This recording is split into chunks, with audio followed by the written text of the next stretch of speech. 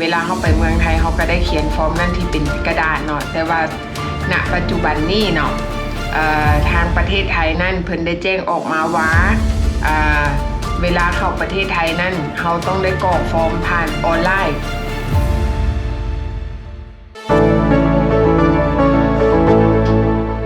Morning ทุกคนสบายดีเนาะสบายดีแม่บ้านสบายดีไอ้หุ่น Good morning สบายดี FC เนาะมื้อนี้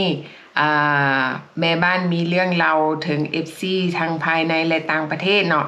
ถึงพี่น้องคนลาวแล้วก็พี่น้องคนไทยที่อาศัยอยู่ในต่างแดนเนาะพี่น้องมื้อนี้แม่บ้านมีเรื่องเราไอ้หุ่นฮู้บ่เรื่องหยังเกี่ยวกับเขาไปเที่ยวเมืองไทยแม่น้องพี่น้องมื้อนี้แม่บ้านมีข่าวมาแจ้งเด้อสำหรับทุกคนที่อยู่ต่างประเทศเนาะที่ถือพาสปอร์ตต่างประเทศทั้งพี่น้องลาวพี่น้องไทยที่บ่แม่นที่บ่แม่นสัญชาติไทยที่บ่ได้ถือพาสปอร์ตไทยเวลาเฮาไปเที่ยวประเทศไทยตอนนี้เจ้าหน้าที่ทางเมืองไทยเพิ่นได้มีการเปลี่ยนแปลงเพิ่นปรับระบบเนาะระบบกวดคนเข้าเมืองใหม่ก็คือเพิ่นปรับระบบในการกรอกฟอร์มก่อนเข้าประเทศไทยในเมื่อก่อนนั่นเวลาเขาเข้าประเทศไทยเขาก็จะได้เขียนฟอร์มที่เป็นเจี้ยน้อยๆเนาะเขาห้องว่า arrival and departure card เวลาเขาเข้าไปเมืองไทยเวลาเขาไปแจ้งตม.เขาจะได้กรอกฟอร์มก่อนเนาะที่เป็นที่เพิ่นเอาให้เป็นกระดาษให้เขาเขียน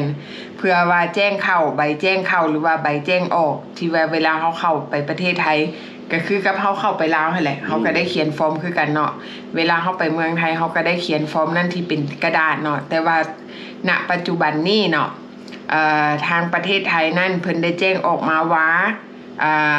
เวลาเข้าประเทศไทยนั่นเขาต้องได้กรอกฟอร์มผ่านออนไลน์แจ้งการนี้จะเริ่มใช้วันที่1 พฤษภาเป็นต้นไปก็คือวันที่1 เดือน 5เนาะเพิ่นจะเริ่มนำใช้ระบบใหม่ก็คือเพิ่นห้องว่า TDAC เนาะ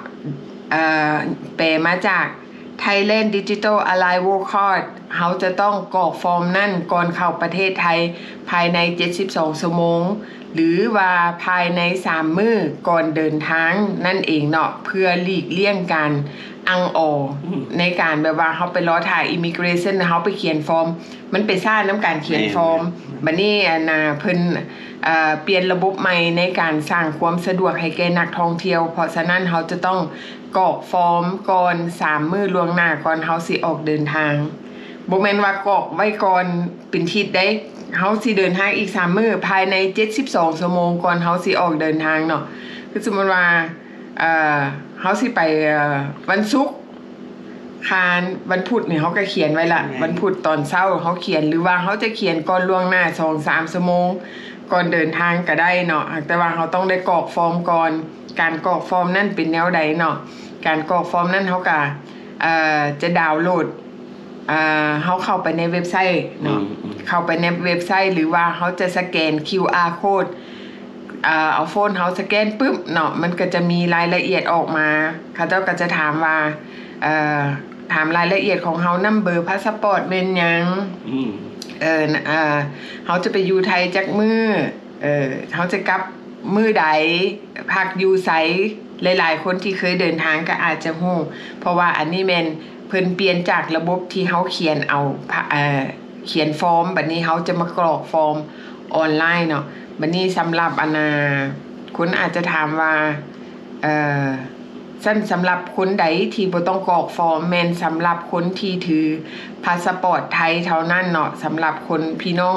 คนไทยที่ว่าถือพาสปอร์ตไทยจะบ่ได้กรอกฟอร์มนี้เพราะว่าเขาเจ้าก็เข้าเลยอันนี้แม่นเฉพาะคนที่ถือพาสปอร์ตต่างดาวหรือว่าถือพาสปอร์ตต่างชาตินั่นเองเนาะเวลาเขาเข้าประเทศไทยคันสมมุติเฮาไปฮอดคันเฮาบ่ได้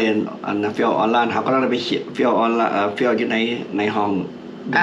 ถ้าหากว่าเฮาบ่ได้กรอกฟอร์มก่อนล่วงหน้ามันก็จะเป็นข้อยุ่งยากสำหรับเฮาจะได้ท่าดนแค่แบบเก่าเราได้ไปเข้าไปเขียนฟอร์มคือเก่านั้นบ่บ่เฮาต้องได้เฮ็ดออนไลน์บ่มีแต่ออนไลน์เท่านั้นออนไลน์เท่านั้นระบบเก่าเพิ่นจะยกเลิกเนาะพี่น้องระบบที่เป็นเจี้ยหรือว่าเป็นกระดาษฟอร์มที่ให้เฮาเขียนเนาะมีฟอร์มที่เป็นเจี้ยเฮาเขียนใบน้อยๆนะเขาเจ้าจะยกเลิก นับจากวันที่1เดือนพฤษภาเป็นต้นไปเพิ่นก็จะใช้ระบบดิจิตอลแทนโดยที่เพิ่นประกาศออกมาให้หลายๆคนรู้ล่วงหน้าว่าวันที่1พฤษภาเพิ่นจะมีการเปลี่ยนแปลงเพราะฉะนั้นทุกคนที่จะเข้าไปท่องเที่ยวประเทศไทยต้องมีการวางแผนล่วงหน้าแล้วก็ต้องเขียนฟอร์มล่วงหน้ามันสิเกิดความยุ่งยากได้กันบ่ได้เฟี้ยวฟ้อมเข้าไปนี่แม่นถ้าหากว่าคือสมมุติว่าเวลาเฮาเขียนฟอร์มแล้วเฮาบ่บอกแจ้งเพิ่นว่าเฮาจะไปพักอยู่ไสคือว่าเฮาไปพักนำพี่น้องเฮาก็ต้องบอกชื่อว่าญาติเฮาหั่นหรือว่าพี่น้องเฮาหั่นแม่นไผเขียนสถานที่เบอร์โทรถ้าหากว่าเฮากรอกข้อมูลบ่ละเอียดเนาะเวลาเฮาใส่ข้อมูลเข้าไปนั่นอยู่ในฟอร์มหั่นน่ะมันจะบ่อนุญาตให้เฮาหลังจากเฮากรอกฟอร์มแล้วเรียบร้อยถูกต้องแล้วเขาเจ้าจะให้บาร์โค้ดของเฮาขึ้นมาจะให้ QR โค้ดเวลาเฮาไปแจ้งตม.เฮาก็ยื่น QR โค้ดนั่นให้เจ้าหน้าที่ก็สแกน QR โค้ดแล้วก็เข้าไปเลยเพราะว่ามันมีข้อมูลของเฮาละเอียดอยู่หั่นแล้วถ้าหากว่าเฮากรอกข้อมูลบ่เรียบร้อยในระบบซิสเต็มของมันระบบดิจิตอลมันก็จะบ่ให้เฮาผ่านถ้าหากว่าเฮาเขียนฟอร์มถูกต้องเขาก็จะให้ระบบผ่านก็หมายความว่าคือเฮาสิแพลนสิไปเที่ยวเมืองไทยจังซี่นะแม่นเฮาต้องมีบุ๊กโฮเทลไว้มีที่อยู่เฮาเว้นเฮาสิเข้าไปเฮาสิไปซอกเอาที่อยู่ไปพักโฮเทลตอนเฮาเข้าไปในแม่นเฮาจะไปซอกหาโฮเทลอยู่ปลายทางเวลาเฮาไปฮอดเนาะไปหาโฮเทลอยู่ข้างหน้าบ่ได้เฮาต้องกรอกข้อมูลเข้าไปก่อนข้อมูลส่วนตัวแล้วเขาเจ้าก็ถามละเอียดว่าเฮาเคยภายใน1เดือนเจ้าเคยไปผ่านประเทศใดมาแดเจ้ามีพยาธิหยังแดอันนี้แม่นข้อมูลนอกจากว่าข้อมูลเกี่ยวกับถามเรื่องพาสปอร์ตแล้วยังมีข้อมูลส่วนตัวเกี่ยวกับเรื่องสุขภาพเพราะว่าระบบของเพิ่นที่เฮ็ดออกมาใหม่นี่เนาะเป็นระบบที่แบบว่าเกี่ยวกับพวกเรื่องสุขภาพเพราะว่าเป็นระบบที่แบบว่าป้องกันบ่นำพยาธิเข้าบ้านเพิ่นนะถือว่าเป็นระบบที่ดีเนาะคือเฮาเข้าอเมริกาเนี่ยเวลาเขาถามว่าเฮาเอาหยังมาแดผ่านประเทศใดมาแดสิมาใหม่ๆมันก็ยุ่งยากหน่อยนึงเนาะเฮาก็ไปตามเพิ่นแม่นเพิ่นก็บอกว่ามันเป็นระบบใหม่ที่ทุกคนยังบ่ทันคุ้นเคยมันก็อาจจะมีข้อบกพร่องหรือข้อยุ่งยากน้อยนึงบัดนี้พี่น้องทางประเทศลาวก็อาจสิว่าอ้าวเขียนฟอร์มเฮ็ดไปแล้วมันเป็นภาษาอังกฤษแต่ว่าตอนนี้มีแต่ภาษาอังกฤษยังบ่ทันได้มีภาษาลาวภาษาไทยเทื่ออันนี้ก็จะเป็นข้อยุ่งยากแต่ว่าเนาะเฮาสามารถใช้หมู่หรือว่าใช้ไผก็ได้ใช้โทรศัพท์ไผก็ได้ที่สามารถกรอกข้อมูลให้เฮาได้บัดนี้สำหรับพี่น้องที่อยู่ทางประเทศลาวเนาะที่ว่าเดินทางไปเที่ยวประเทศไทยเรื่อยๆเนาะไปหนองคายถ้าหากว่าผู้ใดถือบัตรผ่านแดนหรือว่าปึ้มผ่านแดนนั่นบ่จำเป็นต้อง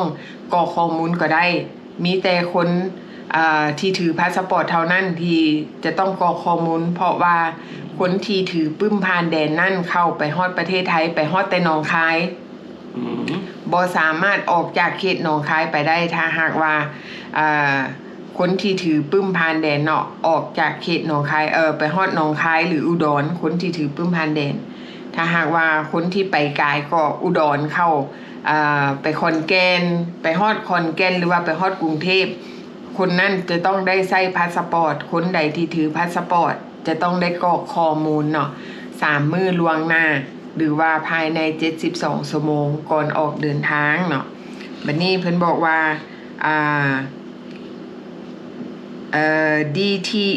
TDAC ใช้เฉพาะคนที่แบบว่าต่างชาติเนาะที่จะเข้าไปประเทศไทยเด้อใช้เฉพาะคนต่างชาติเฮาเองก็ต่างชาติเพราะว่าคนใดที่บ่ได้ถือพาสปอร์ตไทยหมายความว่าเฮาเป็นคนต่างชาติ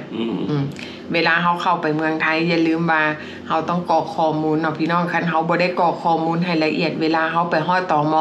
เฮาก็จะมีปัญหาอยู่บ่อนใดก็คือปัญหาซักซ่าเสียเวลาเนาะแต่ว่าณตอนนี้เพิ่นก็จะมีเคาน์เตอร์นึงไว้ให้บริการเกี่ยวกับพวกนักท่องเที่ยวที่แบบว่าเพิ่นเปลี่ยนระบบใหม่เนาะเพิ่นก็จะให้การช่วยเหลือกรอกข้อมูลเพราะว่ามันเป็นการเริ่มต้นสิ่งใหม่ๆทุกสิ่งทุกอย่างที่มันใหม่เนาะเฮาก็ยังบ่ได้เริ่มเข้าแบบว่าระบบว่ามันเป็นแนวใดหลายคนก็ยังบ่ทันคุ้นเคย แม้แต่เฮาเองเนาะที่เฮาไปลาวเฮาก็ยังเป็นเงื้อๆๆคือไทยบ้านนอกเข้ากรุงเนาะเฮาบ่ฮู้ว่าระบบของเพิ่นนั้นมันเป็นแนวใด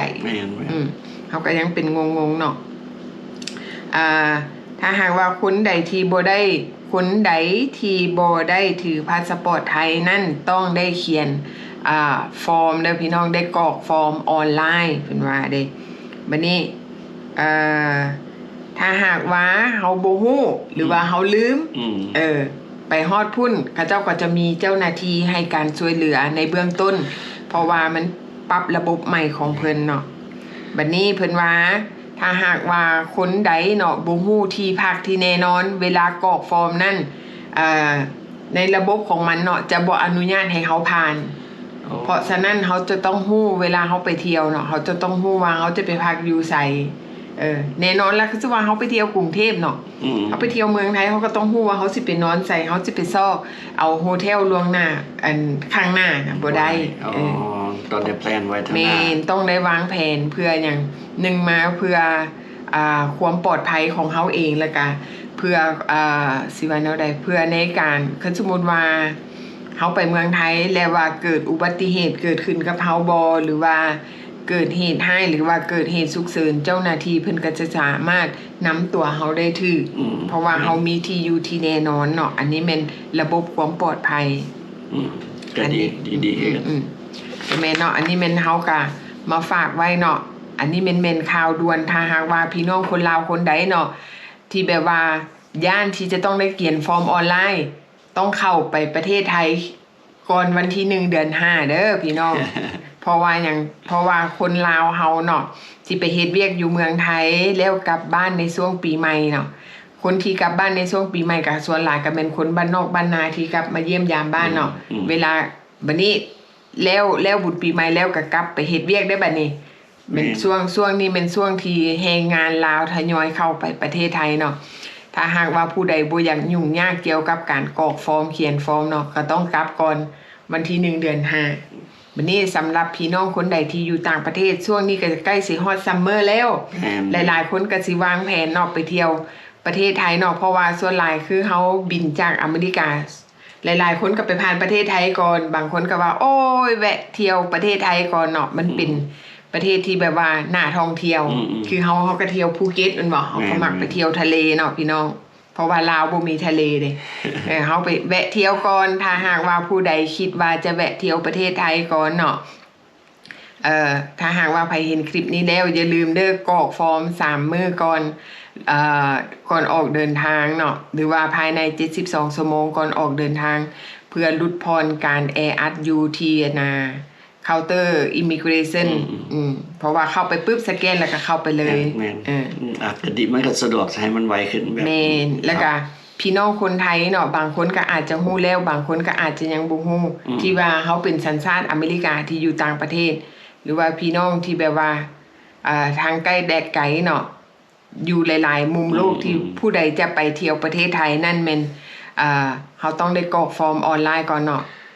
สนะอันนี้ก็เป็นข้อมูลดีๆที่เฮามาแจ้งให้ทุกคนได้ฟังเตรียมตัวเตรียมเงินในกระเป๋าเด้อพี่น้องเฮาจะไปเที่ยวกันเด้อเนาะเที่ยวม่วนๆพี่น้องเที่ยวม่วนๆด้วยความปลอดภัยเด้ออันนี้แม่นก็คลิปดีๆเนาะข่าวด่วนข่าวใหม่อย่าลืมเด้อวันที่1พฤษภาก็คือว่าวันที่1เดือน5นั่นเอง May 1st จะมีการเปลี่ยนแปลงเนาะเกี่ยวกับระบบimmigration ของทางประเทศไทยโอเคถ้าหากว่าผู้ใดมีคำถามหรือว่าบ่เข้าใจอันใดก็เข้าไปเบิ่งในเว็บไซต์ของเพิ่นได้เพื่อความละเอียดเขาจะขึ้นลิงก์ให้เนาะแล้วก็ขึ้น